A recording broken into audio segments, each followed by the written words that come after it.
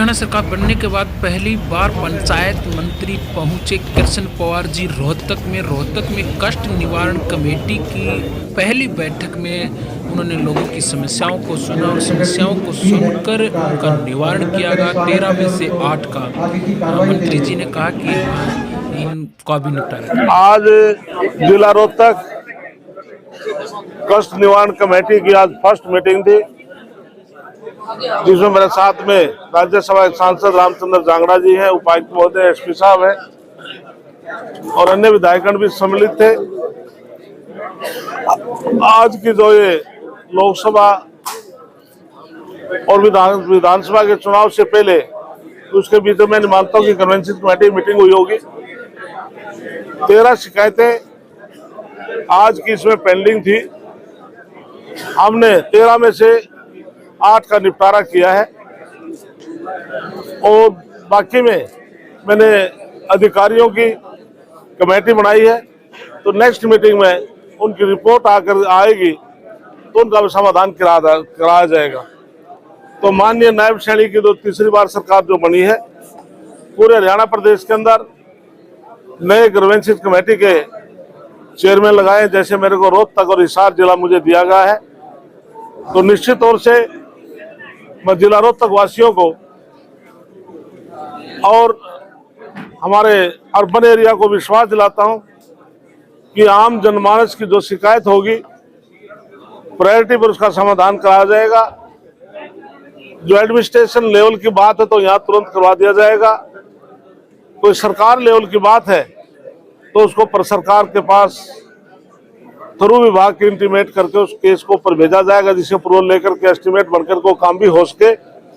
ऐसा मैं सभी जिला रोहतक वासियों को विश्वास दिलाता हूँ। अच्छा, इंडस्ट्री की अगर बात करें तो क्या कितना इन्वेस्टमेंट हरियाणा में होने जा रहा है, कोई ऐसा स्पेसिफिक? इसके लिए अतीत में माननीय मनोहर लाल जब चीफ मिनिस्टर थे, उन्होंने गुड़गांव के अंदर विदेशों से जो इंडस्ट्रीज के बड़े बड़े उद्योगपति आकर एक मीट की थी और उसमें ऑथेंटिक अमाउंट का मुझे पता नहीं, लेकिन बहुत संख्या में MOU हुए थे और जिसमें धरातल पर जाकर कई कंपनियों ने फैक्ट्री भी लगाई है।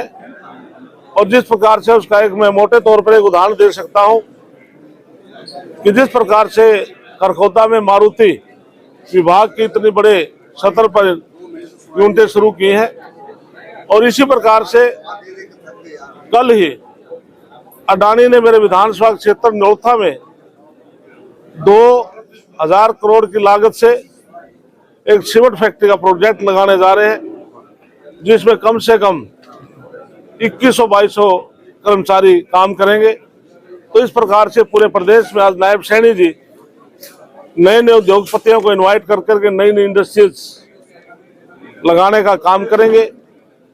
और हरियाणा सरकार प्रयासरत है कि विशेष तौर से जो जोन फ्री करके जो हमारा रूरल एरिया है वहां पर इंडस्ट्रीज आए और जिससे हमारे रूरल के अंदर जो बहनें हैं, भाई हैं, युवा हैं, उनको काम मिल सके। और मेरे पास panchayat development, mining, geology department है। मैंने भी अपने विभाग की तरफ से कुछ फैसले किए हैं कि पूरे हरियाणा प्रदेश में 1000 गांव में हम फिरनियों को पक्का करेंगे। फर्स्ट फेज में कह रहा हूं, वैसे तो 2225 पंचायत हैं और उनमें स्ट्रीट लाइट लगाएंगे। 1000 गांव में हम ई लाइब्रेरी खोलने जा रहे हैं, जिससे प्रदेश के बच्चे, बेटे, बेटियां उसी लाइब्रेरी में बैठ करके बुक्स पढ़ सके। और जैसे भारतीय जनता पार्टी में बगैर पर्ची, बगैर खर्चे के 1,46,000 नौकरी हमने 10 साल में दी और 2 लाख नौकरी हम इस 5 साल की योजना में देने जा रहे हैं, उसका लाभ उठा सके। और 1000 गांव में जो महिलाएं हैं हम उनका सम्मान करते हैं। महिला सांस्कृतिक केंद्र हर गांव के खोलने हम जा रहे हैं, जिसमें महिला एक स्थान पर बैठकर भजन कीर्तन कर सके और म्यूजिक का सामान भी सारा सरकार प्रोवाइड कराएगी। और एक फैसला 5वां जो मैंने अपने विभाग के से 6000 तालाब ऐसे हैं या तो गांव के बीच में आ गए या उसके साथ है जिसमें सिल्ट भर चुका है, गंदगी फैल रही है। हम उनका सुधारीकरण करने जा रहे हैं, जिसमें उनको गंदा पानी और साफ पानी अलग करेंगे, उसमें खेत में इरिगेशन के लिए भेजने पाइपलाइन से हम काम करेंगे। रिटेनिंग वाल बनाएंगे, जो उसके बंद है उस पर छोटे फूल पौधे लगा करके, और उसकी जो बांध जो बनेंगे उनको हम टाइल से पक्का करा करके पार्क के रूप में हम रूप देने का काम करेंगे। आपकी सरकार में अमृत सरोवर योजना के तहत पीछे काम चला था तालाबों का, उसमें बहुत बड़े स्कैम की बात करते हैं, क्या उसकी जांच होगी? इसके लिए निश्चित तौर से डिपार्टमेंट मेरे पास आया है। जो इस प्रकार की जो आपने बात कही है, हम सबसे पहले उनको देखें कि जो काम शुरुआत हुई तो पेंडिंग क्यों है, किस वजह से है। यदि किसी ठेकेदार की एजेंसी कोई कमी है तो उनके खिलाफ भी एक्शन होगा। वो क्यों बंद पड़े हैं, सारा मैं रिव्यू जो मैं करूंगा सभी प्रदेश के हमारे सीओ से, डीडीपीओ से, बीडीपीओ की मीटिंग बुला करके उसमें सारी आउटपुट आ जाएगी और उसमें हम आगे चलने का काम करेंगे। इसके लिए बिल्कुल आपने बात कही है तो हम निश्चित तौर से इसको मद्देनजर रखेंगे। इसकी इंक्वायरी से पता लगेगा क्या मामला है। मंत्री जी, आपके पास पंचायत मंत्रालय है और ये कहते हैं कि विकास का रास्ता गांव से गुजरता है, तो क्या सरपंच सही तरीके से जो नाराजगी थी उसको दूर कर? इसके लिए अतीत में सरपंचों का सरकार के बीच में कुछ समय आपस में खाई रही, लेकिन नायब सैनिक सरकार बनने से पहले ही जब वो मुख्यमंत्री बने थे तो उन्होंने सरपंचों के साथ मीटिंग करके जो उनकी मांग थी, सरपंचों ने 21 लाख की कोई डिमांड नहीं की थी, वो तो 10 या 15 लाख तक भी खुश थे, लेकिन मुख्यमंत्री ने उनको मान देते हुए 21 लाख को फ्री हैंड करने का काम किया था। और 16 तारीख को आचार संहिता लगी थी पूरे प्रदेश में, सभी ग्राम पंचायतों में 21 लाख रुपए भेजने का काम किया था, जिससे सरपंच अपना काम कर सके। भूपेंद्र सिंह हुड्डा ने बोला कि शुरुआती दौर में सरकार का पता चल गया, कुछ भी नहीं है। इसलिए भूपेंद्र सिंह हुड्डा जब से हरियाणा बना है 91 से, तो साथियों मैं देख रहा हूं कि जो पार्टी अब तक अपना विपक्ष का नेता नहीं चुन चुके, वो भारतीय जनता पार्टी के बारे में क्या चिंता कर रहे हैं। पहले अपनी चिंता तो करें, अपना विपक्ष का नेता नहीं अब तक चुन पा रहे हैं। ये पहली बार ऐसा हो रहा है। उनका हरियाणा अध्यक्ष ने कहा बात की जा रही है, क्योंकि पंजाब के जो है ऐतराज जताए जा रहे हैं। इसके लिए हमारे ज्ञानचंद गुप्ता बड़े फॉर्मर स्पीकर, उन्होंने इस मामले को बहुत अच्छी मजबूती से उठाया था कि जब पंजाब हरियाणा का डिवीजन हुआ तो 60-40 की रेशो थी। चाहे चंडीगढ़ है या सेक्रेटेरिएट है या विधानसभा है या पंजाब हरियाणा हाई कोर्ट है, हमारा 60-40 पर हमारा क्लेम है, या चंडीगढ़ है उस पर हमारा क्लेम जारी रहे। मंत्री महोदय, एक वीडियो वायरल हो रहा है राष्ट्रीय महासचिव का बीजेपी के, जिस पर विपक्षी नेताओं ने ट्वीट किया है कि अब बीजेपी का एक नया नारा आ गया है, अगर पैसे बांटोगे तो जीतोगे। मैंने वीडियो नहीं देखी है। ये नारा कांग्रेस के पूर्व विधायक का तो मैंने सुना था, लेकिन जो आप करे तो मेरे सामने आएगी तो मुझको भी सुनना, मैंने नहीं सुना।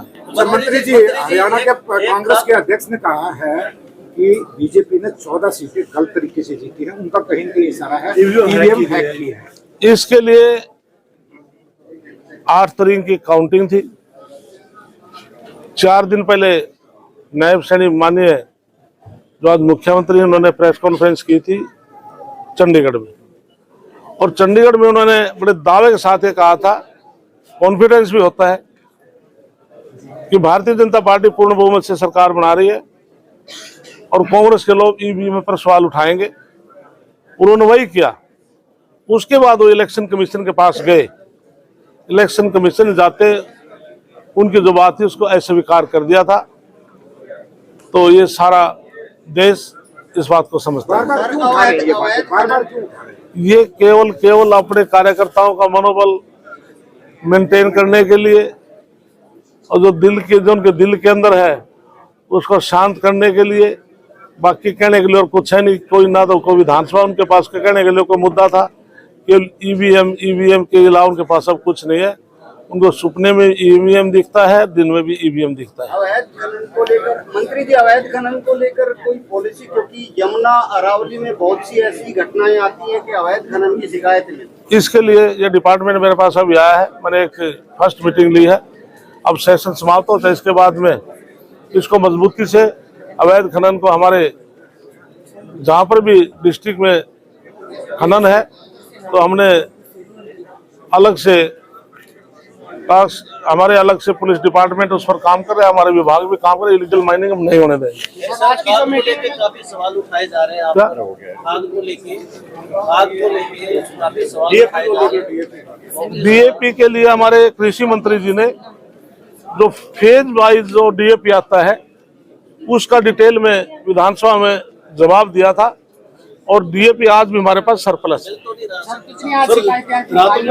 आज 13 शिकायतें आई थी, 13 में से 8 का समाधान हुआ, 5 हमने पेंडिंग रखी। अधिकारियों को भी चेताया है।